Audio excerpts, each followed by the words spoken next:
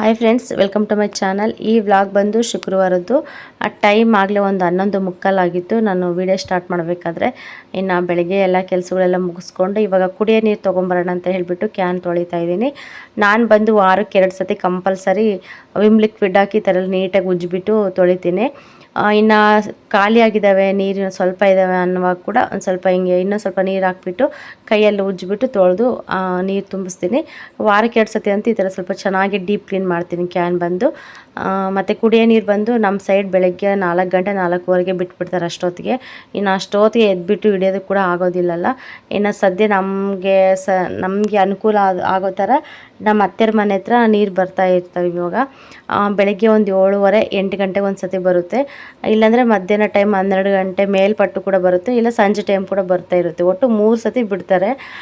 ನಮಗೆ ಅವಾಗ ಈಸಿ ಆಗುತ್ತೆ. ಇನ್ನು ಕುಡಿಯೋಕ್ಕೆ ಅಲ್ವಾ ಸ್ವಲ್ಪನೇ ನೀರಾದರೆ ಸಾಕು, ಒಂದು 4 ಕೊಡ ಆದರೆ ಸಾಕಾಗುತ್ತೆ ಕುಡಿಯೋದಕ್ಕೆ ಮತ್ತು ಅಡುಗೆ ಮಾಡೋದಕ್ಕೆ. ಅದಕ್ಕೆ ನಾನು ಇವಾಗ ಬೆಳಗ್ಗೆ ಬೇಗ ಕೂಡ ಎದ್ದೊಳೋದಿಲ್ಲ ನೀರು ಹಿಡಿಯೋಕ್ಕೆ. ಇನ್ನು ಅಲ್ಲೇ ಅತ್ತೆ ಮನೆಯಿಂದ ತೊಗೊಂಬಂದುಬಿಡ್ತೀವಿ. ಅದಕ್ಕೆ ಬಿಟ್ಟಿದ್ರು, ಇನ್ನು ಅದಕ್ಕೆ ತೊಳಿತಾ ಇದ್ದೀನಿ ಇವಾಗ ಕ್ಯಾನು. ಇನ್ನು ಎಲ್ಲ ನೀರಲ್ಲಿ ತುಂಬಿಸ್ಬಿಟ್ರೆ 2 ದಿನ ನಮಗೆ ಏನು ಆರಾಮ್ಸೆ ಯೂಸ್ ಮಾಡ್ಬೋದು. ಅದಕ್ಕೆ ಮತ್ತು ಯಾವ ಟೈಮ್ ಏನಂತ ಕೂಡ ಹೇಳೋದಕ್ಕಾಗೋದಿಲ್ಲ. ಇವಾಗ ಮಳೆಗಾಲ ಬೇರೆ ಸ್ಟಾರ್ಟ್ ಆಗ್ತಾಯಿದೆ ಅಲ್ವಾ. ಇನ್ನು ಸ್ವಲ್ಪ ಮಳೆ ಬಂದ್ರಂತೂ ಸ್ವಲ್ಪ ಗುಡುಗು ಮಿಂಚು ಸಿಡಿಲು ಜಾಸ್ತಿ ಇದ್ದರೆ ಕರೆಂಟ್ ತೆಗೆದುಬಿಡ್ತಾರೆ. ಇನ್ನು ಮೋಟ್ರ್ ಕೂಡ ಈ ಥರ ಇಷ್ಟು ಬಿಸಿಲಿದೆ ಅಲ್ವಾ, ಸಿಕ್ಕಾಪಟ್ಟೆ ಬಿಸಿಲು. ಈ ಬಿಸಿಲಿಗೆ ಮೋಟ್ರುಗಳೆಲ್ಲ ಕೆಟ್ಟೋಗ್ತಾ ಇದ್ದಾವೆ ಒಂದೊಂದು ಸತಿ. ಮೊನ್ನೆ ಹಂಗೆ ಒಂದು 15 ದಿನದ ಕೆಳಗೇ ಭಾಳ ಅನುಭವಿಸ್ಬಿಟ್ಟಿದ್ದೀವಿ ನಾವು ನೀರು ಇದರಲ್ಲಿ. ಇನ್ನು ಅದಕ್ಕೆ ಆ ಥರ ಎಲ್ಲ ಬೇಡ ಅಂತೇಳ್ಬಿಟ್ಟು ಮುಂಚೆನೇ ನಾವು ಒಂದು ಸ್ವಲ್ಪ ಅದ್ರ ಮೇಲೆ ಗಮನ ಕೊಟ್ಬಿಟ್ಟು ಸ್ವಲ್ಪ ಏನಾಗೋದಿಲ್ಲ ತುಂಬಿಸಿಕ್ಕೊಂಬಿಡೋಣ ಅಂತೇಳ್ಬಿಟ್ಟು ಟೈಮ್ ಟು ಟೈಮ್ ನೀರು ಮಾತ್ರ ಯಾವಾಗಲೂ ಕೂಡ ತುಂಬಿಸಿಕ್ಕೊತಾ ಇರ್ತೀನಿ. ಮತ್ತೆ ಹೋಗಿ ಅಲ್ಲಿಂದ ಹೊತ್ಕೊಂಬರೋದಕ್ಕೂ ಕೂಡ ಒಂದು ಸತಿ ಆಗೋಲ್ಲ. ಹೆಂಗೋ ಸ್ವಲ್ಪ ನೀರು ಬಂದ್ರಂತೂ ಎಲ್ಲಿದ್ದರೂ ಕೂಡ ತೊಗೊಂಬರ್ಬೋದು. ನೀರಿಲ್ಲ ಬರೋದೇ ಇಲ್ಲ ಅಂತಂದರೆ ಸ್ವಲ್ಪ ಕಷ್ಟ ಆಗಿಬಿಡುತ್ತೆ. ಅದಕ್ಕೋಸ್ಕರ ಇನ್ನು ಕೊಡ ಎಲ್ಲ ತುಂಬಿಸಿ ಮತ್ತು ಕ್ಯಾನೆಲ್ಲ ತುಂಬಿಸ್ಬಿಟ್ರೆ ಒಂದು 2 ದಿನ 3 ದಿನ ಆರಾಮ್ಸೆ ಯೂಸ್ ಮಾಡ್ಬೋದು ಅಂತ ಹೇಳಿ ನಾನು ಇವಾಗ ಚೆನ್ನಾಗಿ ನೀರೆಲ್ಲ ತೊಗೊಬಂದು ತುಂಬಿಸ್ತಾ ಇರ್ತೀನಿ ಮನೆಗೆ. ಇನ್ನು ಅದಕ್ಕೇ ಇನ್ನು ಬೆಳಗ್ಗೆ ಕೆಲಸ ಎಲ್ಲ ಮುಗೀತು. ಇನ್ನು ಊಟ ಮಾಡಿರಲಿಲ್ಲ ನಾನು, ಆಮೇಲೆ ಮಾಡೋಣ ಅಂತೇಳ್ಬಿಟ್ಟು ಅಡುಗೆ ಕೂಡ ಆಗಿತ್ತು. ಇನ್ನು ನಮ್ಮ ಮನೆಯವ್ರು ಊಟ ಮಾಡಿದರು. ಇನ್ನು ನಮ್ಮ ಮನೆಯವ್ರು ಊಟ ಮಾಡಿ ನನ್ನ ಮಗನಿಗೂ ಊಟ ಮಾಡಿಸಿ ಅವನಿಗೆ ಸ್ನಾನ ಮಾಡಿಸಿ ಮಲಗಿಸ್ಬಿಟ್ಟಿದ್ದೆ. ಇನ್ನು ನಮ್ಮ ಮನೆಯವ್ರು ಊರಿಗೆ ಹೋಗ್ತೀನಿ ಅಂತ ಹೇಳ್ಬಿಟ್ಟು ಹೊರಟಿದ್ರು. ಅದಕ್ಕೋಸ್ಕರ ಇನ್ನು ಬೇಗನೆ ಹೊರಟಿದ್ರು. ತುಂಬ ಬಿಸಿಲು ಮಧ್ಯಾಹ್ನ ಟೈಮ್ ಅಂತೂ ಗಾಡಿ ಓಡಿಸೋದಕ್ಕೆ ಕೂಡ ಆಗೋಲ್ಲ. ಆದರೆ ನನ್ನ ಮಗ ಬೇರೆ ಎದ್ದಿದ್ನಲ್ವ, ಮತ್ತು ಅವ್ನು ಮಲ್ಕೊಂಡ್ಮೇಲೆ ಹೋಗೋಣ ಅಂತ ಹೇಳಿ ನಮ್ಮ ಮನೆಯವರು ವೆಯ್ಟ್ ಮಾಡ್ತಾಯಿದ್ರು ಅವ್ನು ಮಲಗಲಿ ಅಂತ ಹೇಳ್ಬಿಟ್ಟು. ಅವ್ನು ಎಷ್ಟೊತ್ತಾದರೂ ಮಲಗಲಿಲ್ಲ ಇವತ್ತು. ಏನೋ ಗೊತ್ತಿಲ್ಲ, ಅವರ ಪಪ್ಪ ಹೋಗ್ತಾರೆ ಊರಿಗೆ ಅಂತ ಹೇಳ್ಬಿಟ್ಟು ಏನಾದರೂ ನಿದ್ದೆ ಬಂತ ಇಲ್ವೋ ಗೊತ್ತಿಲ್ಲ. ಅದಕ್ಕೋಸ್ಕರ ನಾನೇನು ಮಾಡಿದೆ ಅಂದರೆ ಸ್ವಲ್ಪ ತಣ್ಣೀರಲ್ಲಿ ಸ್ನಾನ ಮಾಡಿಸ್ಬಿಟ್ಟೆ, ಮೈ ಸ್ನಾನ ಮಾಡಿಸ್ಬಿಟ್ಟು ಸ್ವಲ್ಪ ಫ್ರೆಶ್ ಅಪ್ ಮಾಡಿಬಿಟ್ಟು ಮಲಗಿಸ್ಬಿಟ್ಟೆ. ಚೆನ್ನಾಗಿ ಮಲ್ಕೊಂಡ್ಬಿಟ್ಟ. ಇನ್ನು ನಮ್ಮ ಮನೆಯವರು ಕೂಡ ಸ್ವಲ್ಪ ಊಟ ಮಾಡಿಕೊಂಡು ಇನ್ನು ಒಂದು ಸ್ವಲ್ಪ ತಿಂದು ಆಮೇಲೆ ಹೋದ್ರು ಊರಿಗೆ. ಇನ್ನು ಅವ್ರನ್ನ ಕಳಿಸ್ಬಿಟ್ಟು ಇನ್ನು ನೀರು ಕೂಡ ಬಿಟ್ಟರು. ನೀರೆಲ್ಲ ತುಂಬಿಸ್ಬಿಟ್ಟು ಇವಾಗ ಸ್ವಲ್ಪ ಪಾತ್ರೆ ಕೂಡ ಇದ್ದು ಪಾತ್ರೆ ಎಲ್ಲ ತೊಳೆದ್ಬಿಟ್ಟು ಇವಾಗೆಲ್ಲ ಸ್ಟಾರ್ಟಿಗೆ ಜೋಡಿಸ್ತಾ ಇದ್ದೀನಿ. ಇನ್ನು ಬೆಳಗ್ಗೆ ಸ್ವಲ್ಪ ಕೆಲಸ ಇತ್ತು ಆದರೂ ಕೂಡ ಮಾಡೋಕ್ಕೆ ಮನಸ್ಸೇ ಇರಲಿಲ್ಲ.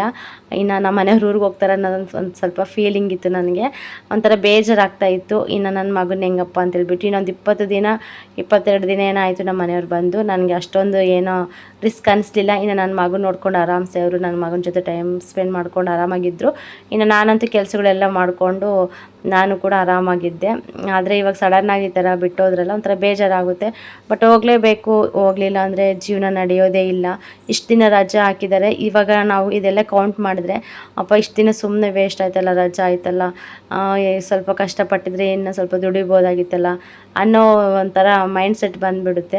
ಆಮೇಲೆ ಎಲ್ಲ ಯೋಚನೆ ಮಾಡಿದ್ರೆ ಮಕ್ಕಳಿಗಿನ ಇದೇನಲ್ಲ ಬಿಡು, ಇದ್ರೆ ಇರುತ್ತೆ, ಇವತ್ತೆಲ್ಲ ನಾಳೆ ದುಡಿಬೋದು ಅಂತಲೂ ಅನಿಸುತ್ತೆ. ಎಲ್ಲ ಕಡೆನೂ ಒಂಥರ ಅನಿಸುತ್ತೆ. ಯೋಚನೆ ಮಾಡ್ದಂಗೆಲ್ಲ ಒಂದೊಂದು ಥರ ಯೋಚನೆ ಬರುತ್ತೆ.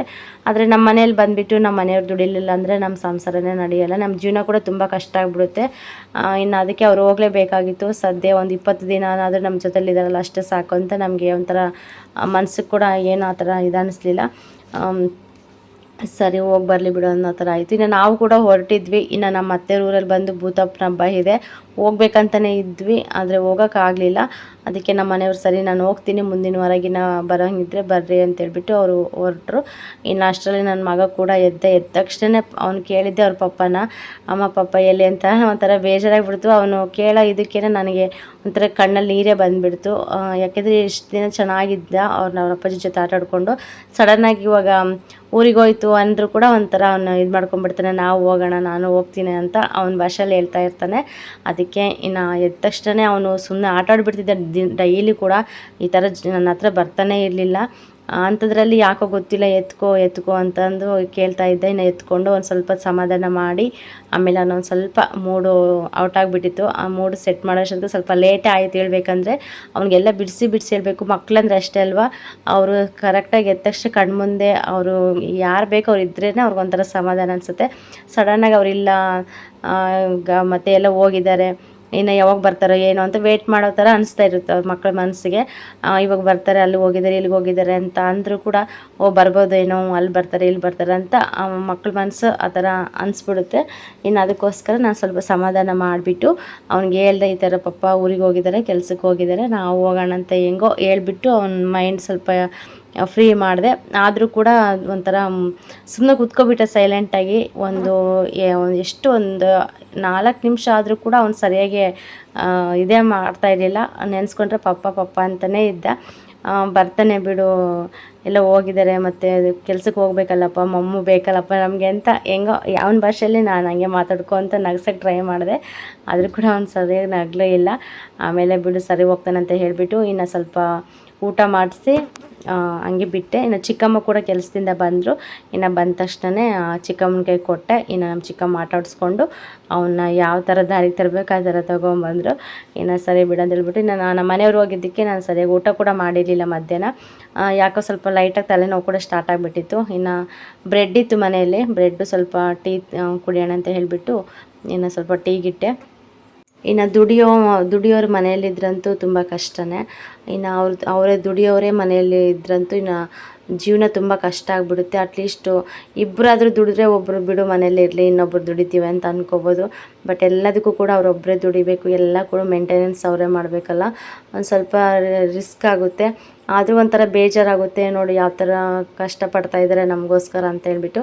ಆದರೂ ಏನು ಮಾಡೋದಕ್ಕಾಗಲ್ಲ. ಇವಾಗ ನನಗೂ ಕೂಡ ಬೇರೆ ಕಡೆ ಎಲ್ಲಾದರೂ ಕೆಲ್ಸಕ್ಕೆ ಹೋಗೋಣ ಅಂದರೂ ಕೂಡ ಹೋಗೋಕ್ಕಾಗ್ತಾ ಇಲ್ಲ.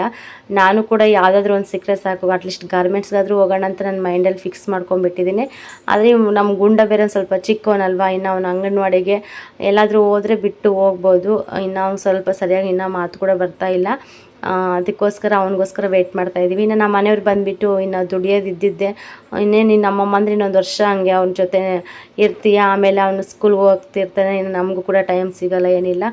ಇರೋವರೆಗೂ ಎಷ್ಟು ಪ್ರೀತಿ ಕೊಡಬೇಕು ಅಷ್ಟು ಪ್ರೀತಿ, ಯಾವ್ಯಾವ ವಯಸ್ಸಿಗೆ ಎಷ್ಟೆಷ್ಟು ಪ್ರೀತಿ ಕೊಡಬೇಕು ಅಷ್ಟು ಮಕ್ಳಿಗೆ ಪ್ರೀತಿ ಸಿಗಲಿ.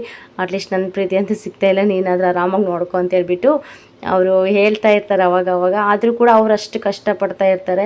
ಇನ್ನು ನನಗೂ ಕೂಡ ಒಂಥರ ಆಗ್ತಾಯಿರುತ್ತೆ ಮನಸ್ಸಿಗೆ, ನೋಡಿ ನಮಗೋಸ್ಕರ ಎಷ್ಟು ಕಷ್ಟಪಡ್ತಾರೆ, ನಾವು ನೋಡಿದ್ರೆ ಈ ಥರ ಅಂತ ಅನಿಸುತ್ತೆ. ಯಾರಿಗೇ ಆಗಲಿ ಆ ಥರ ಅನಿಸುತ್ತೆ, ಮನಸ್ಸಿಗೆ ಬಂದುಬಿಡುತ್ತೆ. ಇನ್ನು ಏನು ಮಾಡೋದಕ್ಕಾಗಲ್ಲ, ಸಿಚುವೇಶನ್ ಹಂಗಿದೆ ಅಲ್ವಾ. ಅದಕ್ಕೋಸ್ಕರ ಎಲ್ಲದಕ್ಕೂ ಕೂಡ ಅಡ್ಜಸ್ಟ್ ಮಾಡ್ಕೊಂಡು ಹೋಗ್ತಾ ಇದ್ದೀವಿ. ಇಷ್ಟೇ. ಇನ್ನು ಸಂಜೆ ಕೂಡ ಆಯಿತು. ಸಂಜೆ ಅಂದರೆ ಟೈಮ್ ಆಗಲಿ ಒಂದು 8:30 ಆಗಿತ್ತು ಅನಿಸುತ್ತೆ. ಇನ್ನು ಊಟ ಎಲ್ಲ ಆಯಿತು. ಊಟ ಎಲ್ಲ ಮಾಡಿ ಇನ್ನು ನನ್ನ ಮಗನಿಗೂ ಕೂಡ ಊಟ ಮಾಡಿಸ್ಬಿಟ್ಟು ಅವ್ನು ಮಲಗಿಸ್ಬಿಟ್ಟೆ. ಪಾಪ ಅವನು ಯಾಕೋ ಮಲಗ್ತೀನಿ ಅಂತ ಹೇಳ್ದೆ. ಸರಿ ಬಿಡು ಅಂತ ಹೇಳ್ಬಿಟ್ಟು ಮಲಗಿಸ್ದೆ. ಅವ್ನು ಮಲಗಿಸ್ಬಿಟ್ಟು ಇವಾಗ ಸ್ವಲ್ಪ ಮನೆಯಲ್ಲೇ ಕ್ಲೀನ್ ಮಾಡ್ಕೊತೀನಿ ನೈಟು. ಮನೆಯಲ್ಲೆಲ್ಲ ಸ್ವಲ್ಪ ನೀಟಾಗಿ ಕ್ಲೀನ್ ಮಾಡ್ಕೊತೀನಿ, ಅಂದರೆ ಕಸ ಎಲ್ಲ ಗೂಡಿಸ್ತೀನಿ. ಬಟ್ ನಾನು ಹೊರಗಡೆ ತುಂಬ ಹಾಕಲ್ಲ. ಹೇಳ್ತಾರೆ ಎಲ್ಲರೂ ಕೂಡ ಹಿಂದಿನ ಕಾಲದಿಂದನೂ ಅದು ನಡ್ಕೊಂಡು ಬಂದಿರೋ ಪದ್ಧತಿನೇ, ನೈಟ್ ಹೊತ್ತು ಕಸ ಗೂಡಿಸ್ಬಾರ್ದು ಅಂತ ಹೇಳ್ತಾರೆ. ಆದರೂ ಕೂಡ ಗೂಡಿಸ್ಬಿಟ್ಟು ಕ್ಲೀನಾಗಿ, ಯಾಕೆಂದರೆ ಸ್ವಲ್ಪ ನಾವು ಊಟ ಅದೆಲ್ಲ ಮಾಡಿರ್ಬೇಕಾದ್ರೆ ಸ್ವಲ್ಪ ಅನ್ನ ಅದೆಲ್ಲ ಚೆಲ್ಲಿರುತ್ತಲ್ಲ, ಕ್ಲೀನಾಗಿದ್ದರೆ ಚೆನ್ನಾಗಿ ಅಂತ ಹೇಳ್ಬಿಟ್ಟು ಎಲ್ಲ ಸ್ವಲ್ಪ ಕ್ಲೀನಾಗಿ ಕಸ ಗುಡಿಸಿ ಒಂದು ಹತ್ರ ಎಲ್ಲ ಇದು ಮಾಡಿಬಿಡ್ತೀನಿ. ಅದು ತುಂಬ ಹಾಕೋದಿಲ್ಲ, ಹಂಗೆ ಇರಲಿ ಅಂತ ಹೇಳಿ. ಇನ್ನು ಪಾತ್ರೆ ಕೂಡ ಎಲ್ಲ ತೊಳೆದಿಟ್ಬಿಟ್ಟು ಇವಾಗೆಲ್ಲ ಸ್ವಲ್ಪ ಜೋಡಿಸ್ತಾ ಇದ್ದೀನಿ ಎಲ್ಲೆಲ್ಲಿ ಇಡಬೇಕಂತ ಹೇಳಿ. ಫ್ರಿಜ್ ಒಳಗಡೆ ಇಟ್ಟಿದ್ನಲ್ವ, ಫ್ರಿಜ್ ಒಳಗಡೆ ಇರೋದ್ರಿಂದ ಸ್ವಲ್ಪ ಜಾಗ ಸಾಕಾಗಲಿಲ್ಲ ನನಗೆ. ಇನ್ನು ಆ ಕಡೆ ಎಲ್ಲ ಶೆಲ್ಫ್ ಎಲ್ಲ ಖಾಲಿ ಇದೆ. ಬಟ್ ಫ್ರಿಜ್ ಅಡ್ಡ ಇರೋದ್ರಿಂದ ಅಲ್ಲಿ ಏನು ಇಡೋದಕ್ಕಾಗ್ತಾಯಿಲ್ಲ. ಇನ್ನು ಅದಕ್ಕೆ ಸ್ವಲ್ಪ ಇರೋದ್ರೆಲ್ಲ ಅಡ್ಜಸ್ಟ್ ಮಾಡಿಕೊಂಡು ಇವಾಗ ಇಡ್ತಾಯಿದ್ದೀನಿ.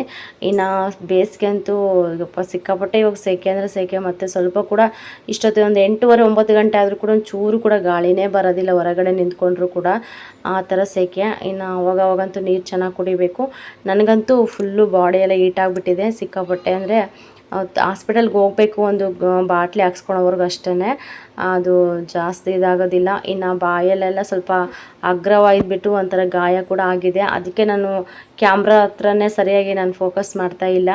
ಸ್ವಲ್ಪ ವಾಸಿ ಆಗಲಿ ಅಂತ ಹೇಳ್ಬಿಟ್ಟು. ನೋಡೋರು ಕೂಡ ಒಂಥರ ಅಸಹ್ಯ ಅನಿಸುತ್ತೆ, ಅಷ್ಟೊಂದು ಸ್ವಲ್ಪ ದೊಡ್ಡದಾಗೆ ಗಾಯ ಆಗಿಬಿಟ್ಟಿದೆ. ಅದಕ್ಕೆ ನಾನು ಫೇಸ್ ಕೂಡ ಸರಿಯಾಗಿ ತೋರಿಸ್ತಾ ಇಲ್ಲ. ಇನ್ನು ಏನೂ ಮಾಡೋದಕ್ಕಾಗೋದಿಲ್ಲ, ಇವಾಗ ಆ ಥರ ಆಗಿಬಿಟ್ಟಿದೆ. ಸ್ವಲ್ಪ ದಿನ ವಾಸಿ ಆದಮೇಲೆ ಎಲ್ಲ ಸರಿ ಹೋಗುತ್ತೆ ಅಂತ ಹೇಳಿ ಇತ್ತೀಚೆಗೆ ಚೆನ್ನಾಗಿ ನೀರು ಕುಡಿತಾ ಇದ್ದೀನಿ. ಎಲ್ಲರೂ ಅಷ್ಟೇ, ಬೇಸಿಗೆ ಅಂತೂ ಸಿಕ್ಕಾಪಟ್ಟೆ. ಕೆಲವ್ರು ಚೆನ್ನಾಗಿರುತ್ತೆ ಹೆಲ್ತು, ಕೆಲವರಿಗೆ ಈ ಥರ ಅಪ್ ಆ್ಯಂಡ್ ಡೌನ್ ಆಗ್ತಾನೆ ಇರುತ್ತೆ. ಒಬ್ಬರು ತುಂಬ ಹೀಟ್ ಇರ್ತಾರೆ, ಒಬ್ಬೊಬ್ರು ತುಂಬ ಕೂಲ್ ಇರ್ತಾರೆ, ಹೇಳೋದಕ್ಕಾಗಲ್ಲ. ಅವ್ರವ್ರು ಇದ್ರು. ನಾನಂತೂ ಸಖತ್ತು ಇಟ್ಟಿದ್ದೀನಿ. ಅದಕ್ಕೆ ಸ್ವಲ್ಪ ಅವಾಗವಾಗ ಜಾಸ್ತಿ ನೀರು ಕುಡಿತಾ ಇದ್ದೀನಿ. ಈಗ ಊಟ ಕಮ್ಮಿ ಇದ್ದರೂ ಪರವಾಗಿಲ್ಲ, ಜಾಸ್ತಿ ನೀರು ಕುಡಿತಾ ಇರ್ತೀನಿ ಟೈಮ್ ಟು ಟೈಮು. ಇನ್ನು ಎಳ್ನೀರು ಏನಾದರೂ ಕುಡಿಬೋದು, ಇವಾಗಂತೂ ಸಿಗ್ತಾನೆ ಇಲ್ಲ. ಇನ್ನು ಕಾಯಿ ರೇಟ್ ಬಂದು ಸಿಕ್ಕಾಪಟ್ಟೆ ರೇಟ್ ಆಗಿಬಿಟ್ಟಿದೆ. ಇನ್ನು ಕೊಬ್ಬರಿ ಬಂದುಬಿಟ್ಟು 250 ರೂಪಾಯಿ, 260 ರೂಪಾಯಿ ಒಂದು kg ಆಗಿದೆ. ಏನು ತೊಗೋಬೇಕು, ಏನು ತಿನ್ನಬೇಕು ಅನ್ನೋದೇ ಕಷ್ಟ ಆಗಿದೆ ಜೀವನ. ಇನ್ನು ಅಂಥ ಕಷ್ಟದಲ್ಲಿ ಇನ್ನು ನಾವು ಎಳ್ನೀರು ಅದು ಇದು ಕುಡ್ಕೊಂಡಿದ್ರೆ ಆಗೋದಿಲ್ಲ ಅಂತ ಹೇಳಿ ಇರೋದ್ರಲ್ಲೇ ಹೆಂಗೋ ಜೀವನ ನಡ್ಸ್ಕೊಂಡು ಹೋಗ್ತಾ ಇದ್ದೀವಿ. ಇನ್ನು ಅಡುಗೆ ಮನೆಯೆಲ್ಲ ಕ್ಲೀನ್ ಮಾಡಿದೆ. ಕ್ಲೀನ್ ಮಾಡಿದ ತಕ್ಷಣ ಇನ್ನು ಬೆಳಗ್ಗೆ ಬೇಗ ಎದ್ಬಿಟ್ಟು ಬಟ್ಟೆ ಒಗೆಯೋಣ ಅಂತ ಹೇಳ್ಬಿಟ್ಟು ಬಟ್ಟೆ ಎಲ್ಲ ನೆನೆಸ್ಬಿಟ್ಟಿದ್ದೀನಿ ಈಗಲೇ. ಇನ್ನು ಸ್ವಲ್ಪ ಒಂದು 9 ಗಂಟೆ 10 ಗಂಟೆಯಿಂದ ಮತ್ತೆ ಬಿಸಿಲು ಸಿಕ್ಕಾಪಟ್ಟೆ ಸ್ಟಾರ್ಟ್ ಆಗಿಬಿಡುತ್ತೆ. ಇನ್ನು ಅಲ್ಲಿ ಕುತ್ಕೊಂಡು ಒಗೆಯೋದಕ್ಕೆ ಆಗೋದಿಲ್ಲ. ಅದಕ್ಕೆ ಸ್ವಲ್ಪ ಬೆಳಗ್ಗೆ ಬೇಗ ಎದ್ಬಿಟ್ಟು ಫಸ್ಟ್ ಬಟ್ಟೆ ಎಲ್ಲ ಒಗೆದ್ಬಿಟ್ಟು ಆಮೇಲೆ ನೆಕ್ಸ್ಟ್ ಕೆಲಸ ಮಾಡ್ಕೊಡೋಣ ಅಂತ ಹೇಳಿ ಇನ್ನು ಬಟ್ಟೆ ಕೂಡ ನೆನೆಸ್ಬಿಟ್ಟೆ. ಓಕೆ ಫ್ರೆಂಡ್ಸ್, ಈ ಚಿಕ್ಕ ವಿಡಿಯೋ ನಿಮಗೆ ಸ್ವಲ್ಪನಾದರೂ ಇಷ್ಟ ಆದರೆ ಲೈಕ್ ಮಾಡಿ, ಕಮೆಂಟ್ ಮಾಡಿ, ಶೇರ್ ಮಾಡಿ. ಹಾಗೆ ಯಾರಾದರೂ ಹೊಸ್ದಾಗಿ ನನ್ನ ಚಾನಲ್ ನೋಡಿದ್ರೆ ಪ್ಲೀಸ್ ಸಬ್ಸ್ಕ್ರೈಬ್ ಮಾಡ್ಕೊಂಡು ಚಾನಲ್ ನೋಡಿ, ಹಾಗೆ ಸಪೋರ್ಟ್ ಮಾಡಿ, ಹಾಗೆ ಕಮೆಂಟ್ಸ್ ಮಾಡಿ ಯಾವ ಥರ ವೀಡಿಯೋಸ್ ಬರ್ತಿದೆ ಅಂತ ಮಿಸ್ ಮಾಡಬೇಡಿ ಅಂತ ಕೇಳ್ಕೊಳ್ತಾ ಸಿಗೋಣ ಫ್ರೆಂಡ್ಸ್ ನೆಕ್ಸ್ಟ್ ವೀಡಿಯೋದಲ್ಲಿ. ಇನ್ನು ಬಟ್ಟೆ ಎಲ್ಲ ನೆನೆಸೋಷ್ಟೊತ್ತಿಗೆ ಟೈಮ್ ಕೂಡ ಆಗಿಬಿಟ್ಟಿತ್ತು, 9 ಗಂಟೆ 10 ನಿಮಿಷ ಆಗಿತ್ತು. ಇನ್ನು ವೀಡಿಯೋ ಇಲ್ಲಿಗೆ ಎಂಡ್ ಮಾಡ್ತೀನಿ ಫ್ರೆಂಡ್ಸ್.